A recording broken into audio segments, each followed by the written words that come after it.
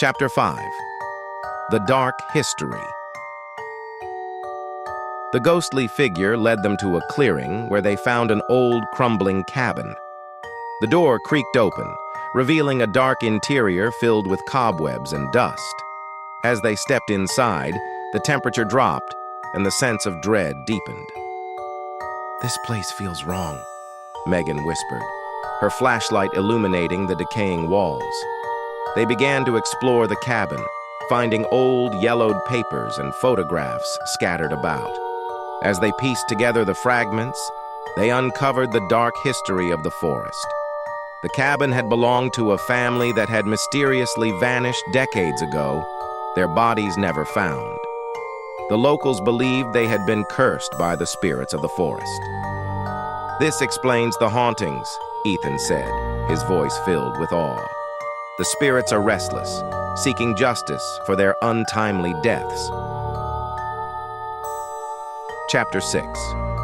The Curse. As they continued to explore the cabin, they found an old, leather-bound journal hidden beneath a loose floorboard. The journal detailed the family's final days, describing strange occurrences and a growing sense of dread. The last entry spoke of a ritual to appease the spirits, but it was never completed.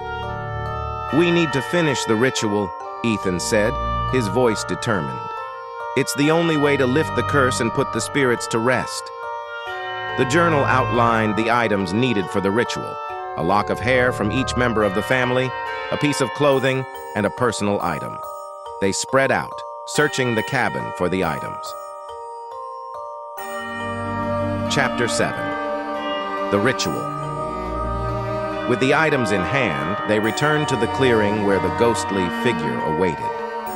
Ethan began to recite the chant from the journal, his voice echoing through the forest. The temperature continued to drop, and the whispers grew louder, the spirits drawn to the ritual. As the final words of the chant echoed through the clearing, the ghostly figure let out a final, anguished cry before dissolving into the air. The whispers faded, and the oppressive atmosphere lifted. "We did it," David said, his voice filled with relief. "The curse is lifted." Chapter 8. The Aftermath. The group made their way back to the camp, their bodies trembling with exhaustion and relief. The night air was cool and refreshing, a stark contrast to the stifling atmosphere of the cabin. "We need to tell someone about this," Claire said, her camera still recording. "People need to know what happened here." Ethan nodded, but his thoughts were elsewhere. He couldn't shake the feeling that their ordeal wasn't over. The forest's dark history still lingered, its echoes haunting the woods. As they walked back to their car, Ethan made a silent vow. He would return to Whispering Forest, not to uncover more secrets, but to ensure that the spirits trapped within could find peace. Chapter 9. The Haunting Continues. Despite their harrowing experience, the group couldn't forget what they had witnessed. The images of the haunted forest and the ghostly figures lingered in their minds, a constant reminder of the darkness they had faced. Ethan, true to his vow, began researching ways to cleanse haunted places. He reached out to paranormal experts and historians, determined to find a way to help the restless spirits of Whispering Forest.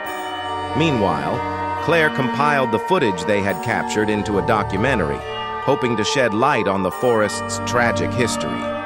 The film garnered attention, drawing curiosity and sympathy from viewers around the world. As time passed, the group remained close, bound by their shared experience. They continued to explore the unknown, but with a newfound respect for the supernatural. They understood that some mysteries were better left unsolved, and some places were best left undisturbed.